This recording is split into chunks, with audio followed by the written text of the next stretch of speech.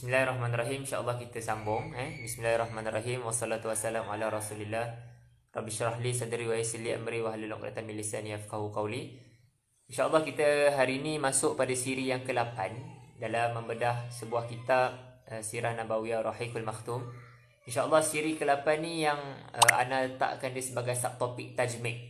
Kita akan tengok bagaimana Rasulullah SAW menjalankan tajmid di fasa-fasa awal. Setelah telah fokus dengan DF, Rasulullah meluaskan empayar. Sebab apa? Sebab bila telah DF, Rasulullah telah ada tenaga untuk nak buat lebih dengan orang-orang yang ada. Maka Rasulullah telah mengumumkan dengan cara tajmid pula. Bila ada tajmid, maka telah ada kapasiti orang yang boleh bersama-sama tarik dengan Rasulullah SAW. Bermulanya peristiwa tajmid ni ketika mana turunnya ayat surah Asy-Syu'ara ayat ke-214. Wa anzir a'udzubillahi minasyaitonir rajim wa anzir ashiratakal aqrabin. Bila peristiwa turunnya ayat ni, maka dalam ayat ini sebenarnya ianya telah ada bersama-sama peristiwa Nabi Musa alaihi salam tu wassalam. Kenapakah dalam surah ni wa anzir ashiratakal aqrabin, iaitu surah Asy-Syu'ara, ada peristiwa Nabi Musa ni? Kerana Allah nak mempersiapkan. Allah memberi mindset kepada Rasulullah sallallahu alaihi wasallam, kamu akan diuji dengan ujian yang dahsyat seperti mana Nabi Musa dan juga pengikutnya kena. So mindset kena fikir lepas ni, bila buat cara tajmid ni, maka dia akan ada ujian yang besar seperti mana yang berlaku ke atas Nabi Musa. Dia tidak sama seperti mana DF. DF tak ada seorang lagi nampak. Melainkan bila tajmid, orang mula akan melihat. Kita boleh tengok peristiwa Musa dan Fir'aun yang berlaku supaya Rasulullah SAW menjadikan ianya adalah teladan.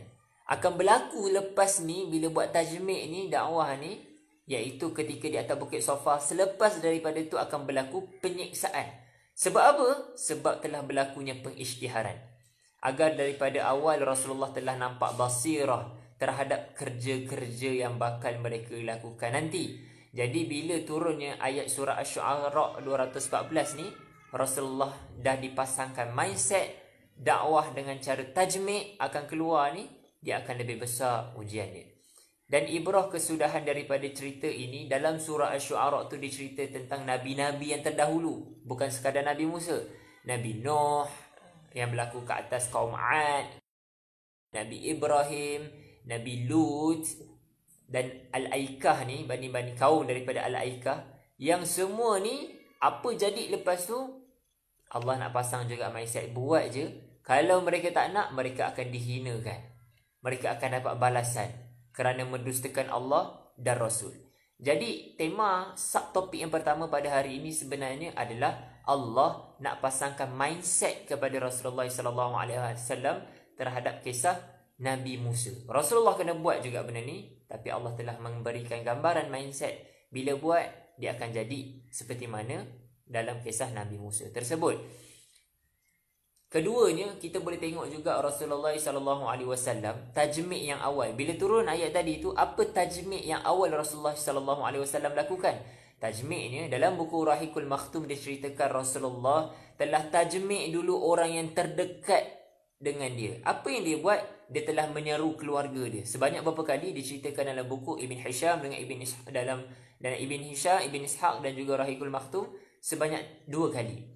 Jadi bila Rasulullah SAW panggil, satu kitab lagi Amru Khalid dalam di bawah Sirah Nabawiyah dicerita bila buat tajmid dengan cara makan ni, yang datang ahli keluarganya seramai 45 orang.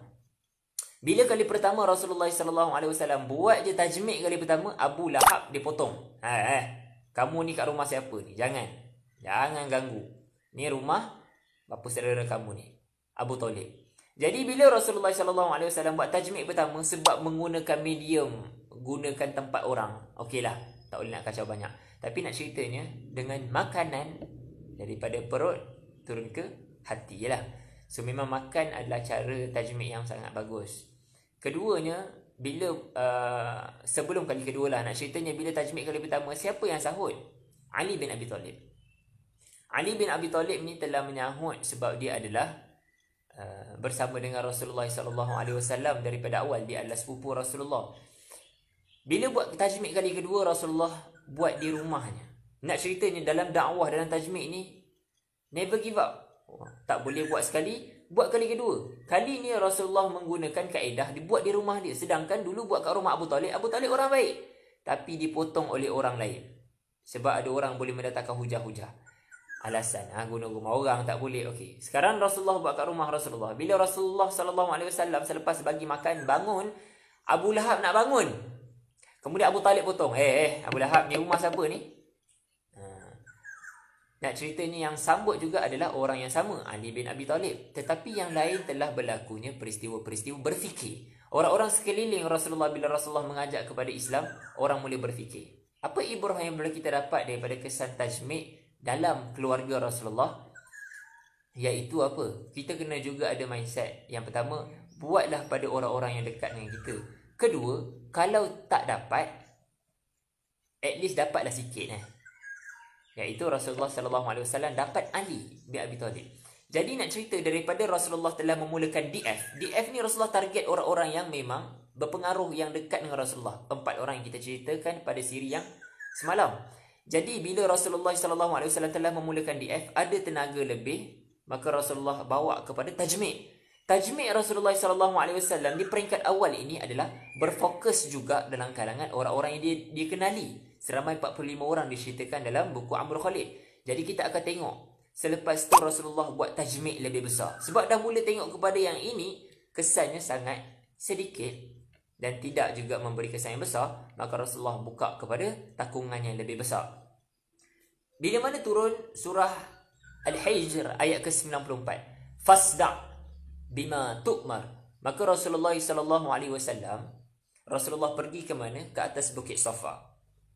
Bila Rasulullah SAW naik ke atas Bukit Safa ni, Rasulullah SAW pun memanggil keturunan-keturunan Quraisy. Nak ceritanya, tajmid yang lebih besar yang ditunjukkan oleh Rasulullah SAW tidak pilih pun siapa-siapa. Siapa nak datang silakan.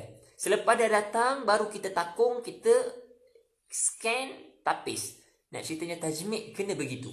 Buat je dulu. Maka Rasulullah telah panggil beberapa kaum yang semua setiap daripada rumah ni, kalau tak boleh datang tuan ni, dia akan hantar hambanya. Rasulullah panggil, wahai Bani Fihr, wahai Bani Zuhrah, wahai Bani Ad, keluarga Quraisy, Fatimah. Maka semua mereka ni datang. Sebab apa? Sebab Rasulullah buat tajmid. Ini konsep tajmid yang lebih besar. Rasulullah tunjukkan kepada kita. Maka datanglah mereka ni, setiap rumah akan ada wakil. Ibrah daripada peristiwa ni kita boleh tengok Rasulullah SAW dalam peristiwa tajmid yang lebih besar, tajmid yang kedua setelah daripada tajmid dalam keluarga, Rasulullah SAW siapa. Kemudian bila dah dapat, mulalah filter. Tajmid ni sifat dia, orang akan mula kenal, mula diiklankan apa yang Rasulullah SAW. Nanti kita akan tengok, walaupun telah iklan, figure yang berada di hadapan hanyalah 2 orang, iaitu Rasulullah dengan Abu Bakar As-Siddiq. Andaian nak ceritanya, bila Rasulullah SAW berada di atas Bukit Safa, maka Rasulullah SAW dah ada gelaran Al-Amin kan lebih awal. Dan peristiwa Al-Amin ni ketika mana Rasulullah SAW umur 35 tahun. Umur 35 tahun, orang-orang di Quraisy ini mereka mendirikan Kaabah. Dalam proses nak mendirikan Kaabah ni, last sekali tinggal nak letak batu Hajaratul Aswad tu kan. Maka mereka pun nak bergaduh. Biar kami letak. Kami yang letak. Maka mereka pun bersepakat. Siapa yang akan masuk melalui masjid orang yang pertama, maka dia yang akan mengadili kita. Maka Rasulullah SAW yang masuk terlebih dahulu. Ibrah yang boleh kita ambil adalah, datanglah awal dalam pengibadatan, solat ke masjid. Kemudian bila Rasulullah SAW datang awal, datang dan menjadi pengadilan, dan Rasulullah, mereka kata apa? Ini memang seorang yang Al-Amin. Nak ceritanya Rasulullah dapat gelaran Al-Amin tu awal dah. Memang daripada awal. Jadi bila Rasulullah SAW pergi dekat atas bukit, Rasulullah pun kata, percaya tak? Kalau aku kata dekat belakang nanti tu akan datang tentera berkuda. Nak katanya, mereka sangat yakin dengan amanahnya Rasulullah. Mereka berkata, ya, kami percaya dengan kamu wahai Al-Amin. Tapi nak ceritanya, Rasulullah SAW sedang menceritakan benda yang tidak logik. Kenapa ada orang nak serang Mekah sedangkan Mekah tak ada apa-apa pun.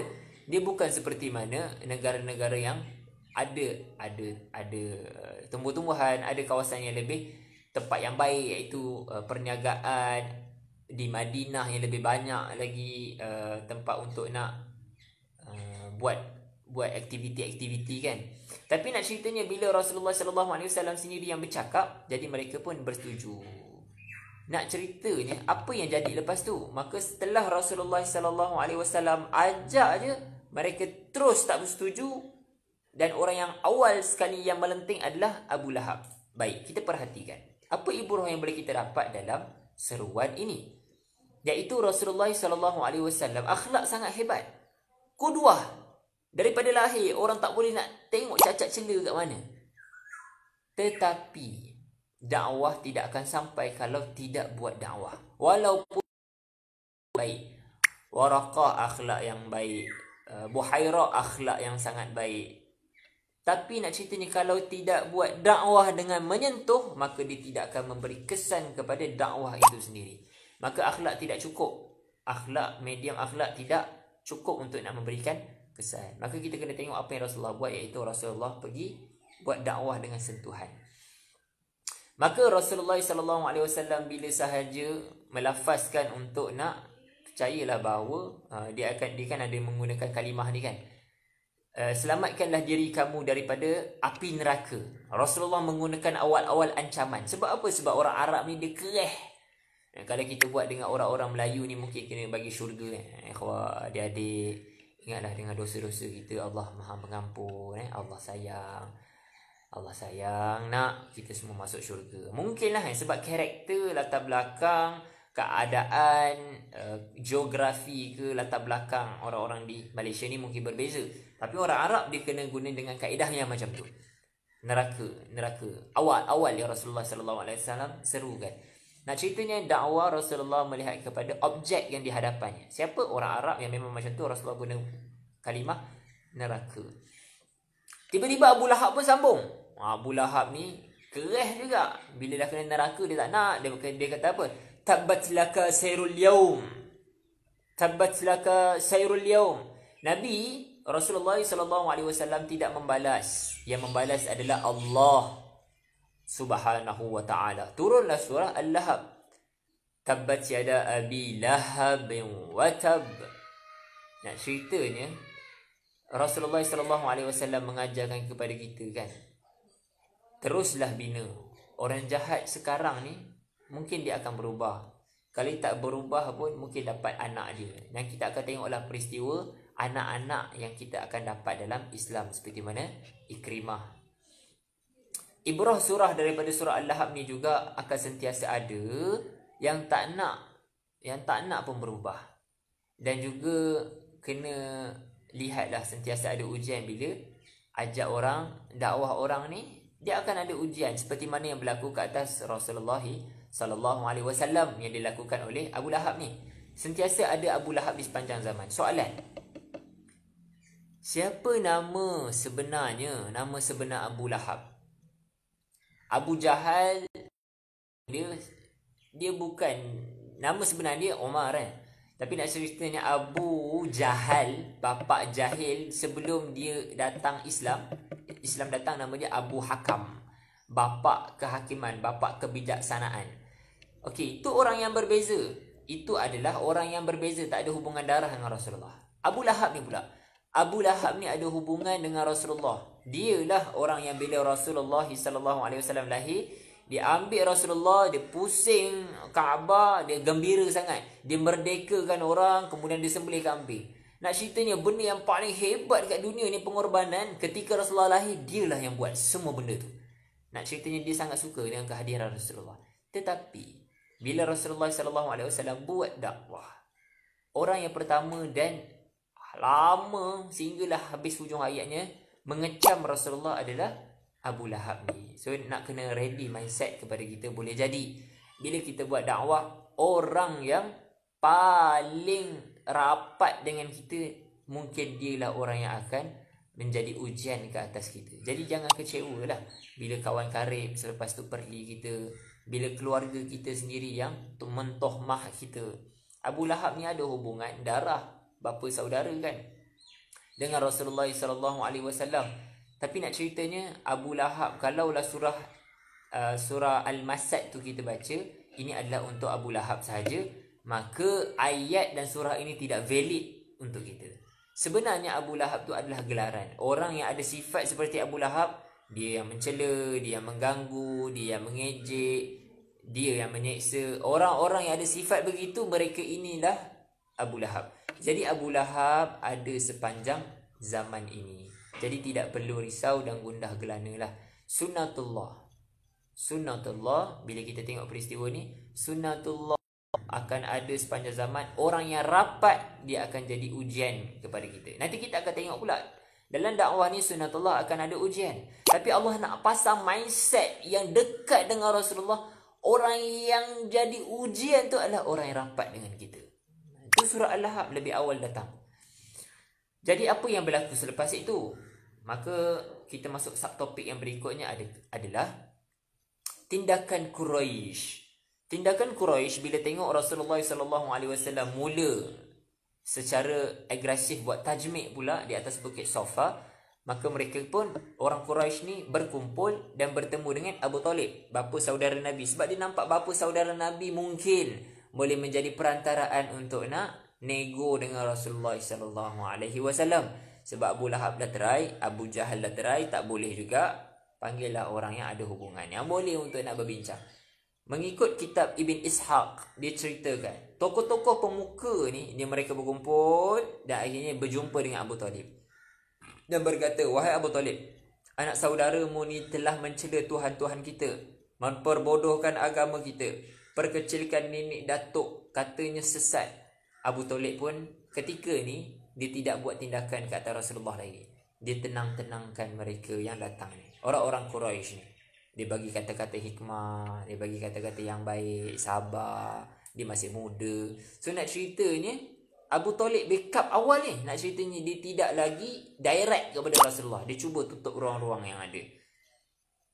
Nak cerita ibrah yang boleh kita ambil terhadap apa yang dilakukan oleh Abu Talib, iaitu dalam dakwah ini kita kena ada pelindung sebenarnya. Sama ada roommate kita ke, kawan sekerja kita ke, penasihat pensyarah kita ke, ada abang-abang senior yang boleh backup ke. Kita kena ada benteng-benteng pertahanan ni, abang Pak Gad ke, benda yang boleh backup untuk awal-awal. Mungkin seorang je, dalam satu universiti tu seorang, dalam kampung tu seorang, tak apalah, yang penting ada orang yang baik yang boleh menceritakan kebaikan ke atas apa yang kita buat.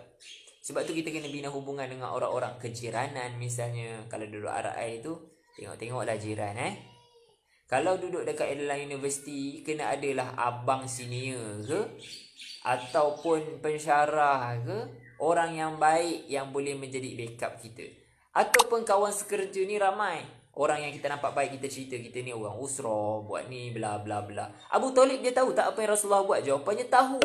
Siapa yang cerita A sampai Z dekat Abu Talib? Ali. Ingat lagi pada siri yang semalam kita cerita, Abu Talib ni nampak Rasulullah dengan sahabat Nabi solat dekat lereng-lereng bukit, lorong-lorong. Kemudian Abu Talib dia tak panggil Rasulullah, dia panggil Ali. Ali, apa yang kamu buat tadi tu? Ali cerita A sampai Z. Dan Abu Talib dia kata apa? Maka teruskan apa yang kamu buat. Nak ceritanya Abu Talib tahu dah apa yang dia buat. Seperti itulah yang kita kena bina kepada orang yang kita tahu dia boleh backup kita. Tak perlu ramai, seorang je. Tak perlu ramai, 2 pun cukup dah. Satu Mekah ketika itu yang backup hanya dia seorang. Tetapi orang yang seorang tu kenalah orang yang boleh nak bercerita backup. Seperti mana Abu Talib, dia ada jabatan, dia sebagai ketua lah kat situ. Kalau abang sini yang baik lah. Kemudian bila kita tengok seterusnya apa yang berlaku lagi. Setelah daripada tindakan Abu Talib ni, backup juga. Kenapa dia backup? Kerana orang-orang Quraisy mula takut selepas ni yang akan jadi, sebab akan berlakunya haji. Jemaah haji akan datang. Sebab mereka nak halang Rasulullah SAW daripada terus buat dakwah. Maka mereka pun berbincang, tak boleh jadi ni. Orang-orang kabilah Quraisy ni, ketua-ketua mereka ni berkumpul berbincang. Setelah Abu Talib tak makan saman juga, mereka berbincang, memitingkan nak buat apa. Mereka meeting dekat rumah Al-Walid ibn Al-Mughirah. Dia kata kita kena bagi gelaran kot dekat Rasulullah ni. Mereka pun berbincang. Gelaran yang nak bagi pertama gila. Boleh jadi gila kan? Sebab dia orang berbincang, sebab ayat yang Rasulullah guna ni orang yang hebat. Tak boleh gila. Gila ni bahasa dia merapu kan. Tiba-tiba jerit, tiba-tiba sana. Tapi bila orang jumpa dengan Rasulullah sallallahu alaihi wasallam, tak boleh. Sebab dia memang orang yang ayat dia bagus. Kemudian pun kalau macam tu lah, kita kena panggil penyair lah. Syair Arab puji, kalau dia orang sambung lagi, tak boleh juga syair. Sebab syair ni kebiasaan kita ni, orang-orang yang ada syair, syair mereka ni akan memuji kuda, perempuan. Tapi Muhammad ni, dia memuji Allah. Dia memuji Tuhan dia tu. Tak boleh nanti orang nak tahu dia puji apa tu. Jom kita tahu, kita ikut tanya dia. Tak boleh. Jadi gelaran penyair pun boleh jadi backfire kepada mereka. Maka mereka pun bincang lagi. Kita panggil dia ni adalah bomoh. Bila cerita tentang bomoh ni mereka kata apa? Bomoh ni suruh syirikkan Allah. Tetapi Rasulullah SAW suruh sembah Allah. Tak jadi. Mereka pun bincang lagi. Tukang sihir kot, tukang sihir. Sihir ni dia akan mensakitkan orang. Muhammad ni dia bukan sakitkan orang. Jadi bila bincang-bincang, datanglah seorang pakcik ni, namanya Walid. Dia tiba-tiba datang. Apa khabar saudara-saudara? Dia ni adalah syaitan. Datang, dia mencadangkan supaya panggil Rasulullah ni sebagai sihir je. Dia sebenarnya menyakitkan. Menyakitkan apa? Sebab dia memisahkan antara anak dan ayah. Memisahkan antara suami dengan isteri. Itu juga sakit dalam pemisahan perasaan kekeluargaan. Dan Rasulullah adalah yang baik kita panggil dia sebagai tukang sihir. Dia memisahkan keluarga-keluarga. Maka akhirnya mereka sepakat, okeylah, kita bersetuju dengan pandangan Walid. Kita panggil dia sebagai tukang sihir. Berlakunya peristiwa ni di rumah siapa tadi? Al-Walid ibn Al-Mughirah. Nanti kita akan tengok peristiwa Al-Walid ni, insya-Allah. Dalam fiqh, Allah cerita perancangan mereka ni. Nak ceritanya, bila jadi macam ni, Allah Subhanahu Wa Taala telah ceritakan kepada Rasulullah sallallahu alaihi wasallam, dan perancangan mereka ini tidak berjaya. Bila buat macam ni, lagi ramai orang masuk Islam. Sebab bila cerita tentang dia ni ada sakit. Bila peristiwa nak bagi gelaran ni, risiko dia apa? Risikonya bila keluar, walaupun mereka sepakat nak panggil sihir, tetapi ada orang yang terbuka cerita yang lain. Kita pernah dengar kan istilah telefon rosak. Telefon rosak. Ibaratnya macam ni lah. Ada orang dicerita dekat keluarga dia, balik ni semua kena jumpa dengan Muhammad tu panggil sihir. Ada orang pula dicerita, abang takkan sihir. Ada yang lain tak daripada sihir? Penat je. Oh, kita orang sebenarnya ada meeting lah beberapa nama. Nak bagi gelaran ni, sihir lah, gila lah, penyair. Tiba-tiba ada orang dia terdapat tentang sakit. Sepatutnya semua bila keluar daripada meeting rumah Al-Walid Al-Mughirah ni kena sepakat panggil sihir. Tapi ada orang yang tersampaikan benda maklumat yang lain. Iaitu apa? Rasulullah ni orang yang berpenyakit, ada sakit. Jadi bila sampai sakit ni, kalau diriwayatkan daripada satu hadis riwayat Muslim, sampai kepada cerita kepada Dimat. Dimat ni adalah seorang doktor. Dia pakar doktor lah. Istilah yang zaman dulu lah. Boleh mengubat orang. Bila dia dengar cerita ada seorang yang sakit tapi dia hebat. Dimat ni dia kata apa?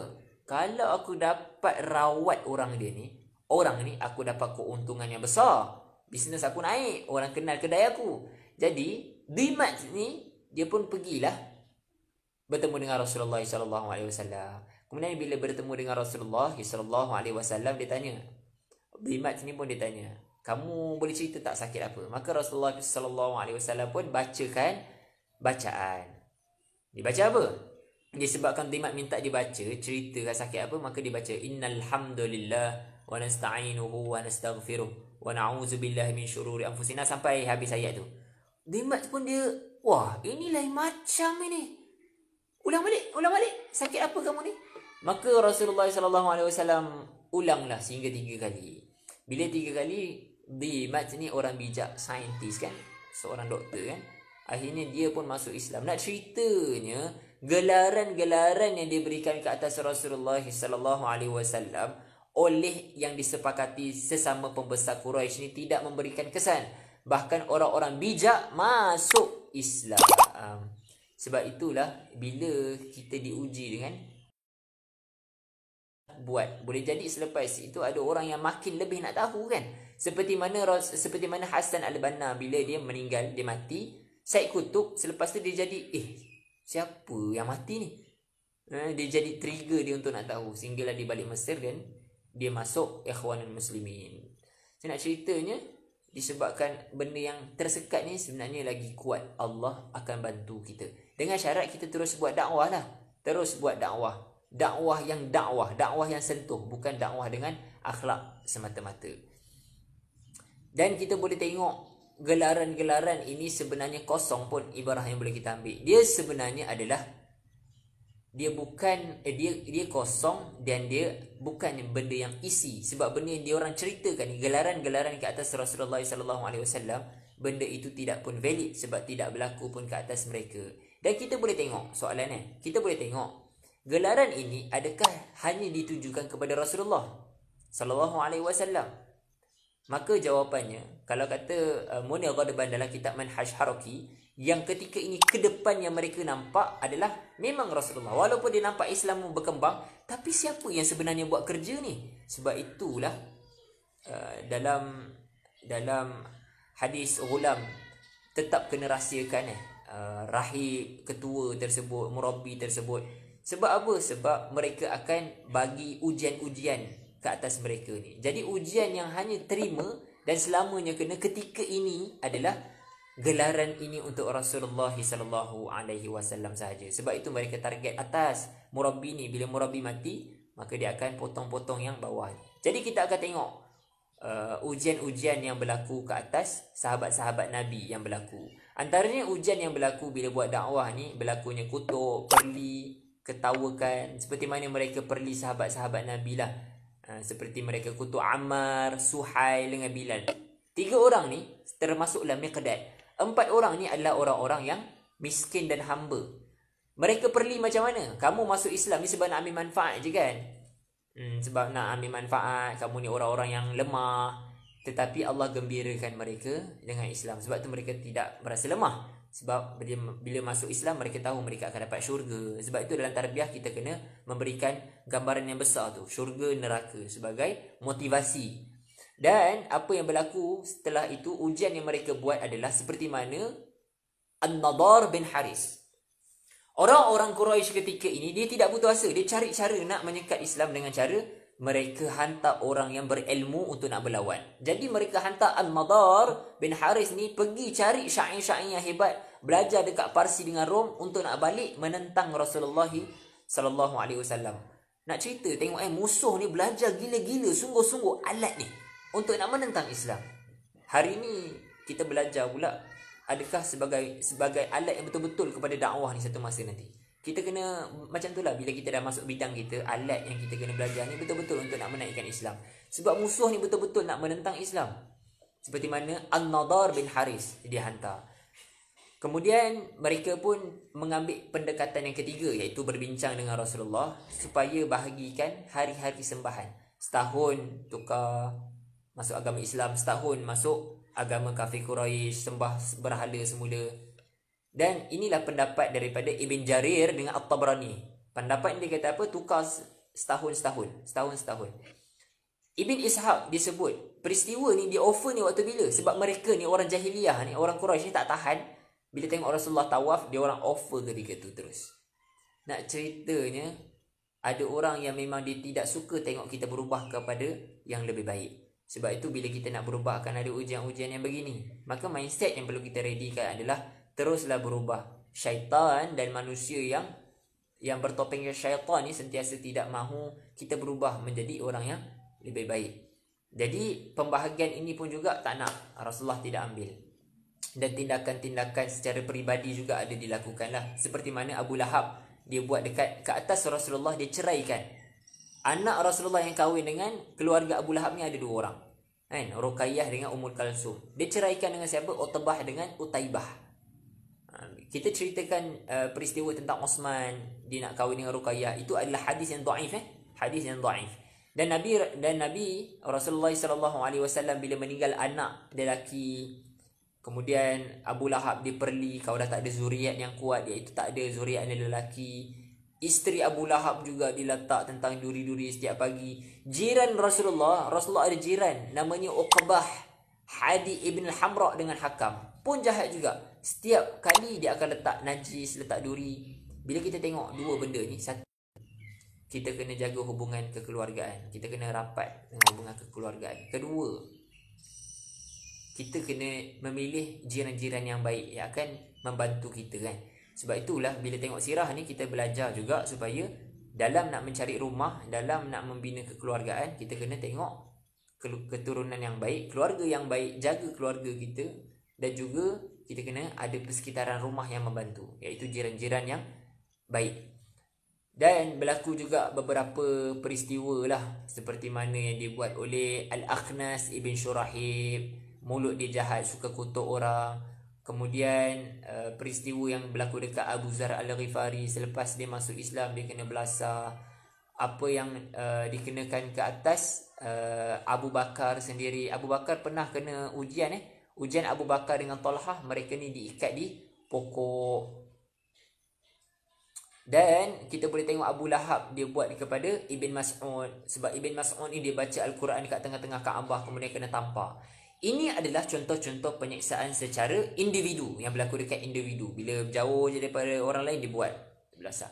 Jadi kita boleh tengok untuk hari ini, siri pada hari ini, di hujung subtopik yang terakhir, ujian-ujian yang telah berlakunya, peristiwa-peristiwa bila bermulanya dakwah secara jahar, iaitu bila Rasulullah buat tajmi', maka orang mula kenal, nampak dakwah Rasulullah sallallahu alaihi wasallam, maka ujian-ujian tu akan berlaku. Sebab itu kita kena ada mindset daripada awal, bila buat dakwah maka ujian-ujian memang akan datang seperti mana sahabat Nabi. Tak ada seorang pun yang memilih untuk nak murtad ketika ini, ketika fasa ini.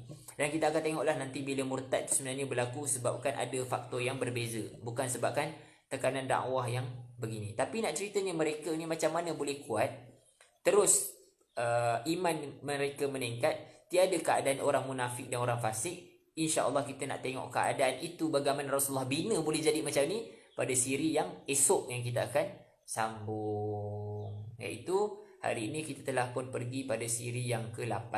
Yang kita telah tengok pada siri yang ke-8 ini, tema dia adalah Rasulullah SAW telah memulakan tajmi'. Iaitu tajmi' yang pertama, Rasulullah telah memulakan langkah-langkah keluarga. Kemudian tajmi' yang lebih besar di atas Bukit Safa. Maka bila 2 benda ni berlaku, maka berlakulah ujian-ujian yang mendatang yang lebih kuat lepas daripada itu. Wallahu a'lam bisawab. Dan kita akan sambung pada siri yang berikutnya, bagaimana mereka terus boleh menjadi soft yang awal dan yang keadaan yang terus kuat begini. Wallahu a'lam bisawab. InsyaAllah kita tangguh dengan tasbih kifarah suratul An. Subhanakallahumma wa bihamdika.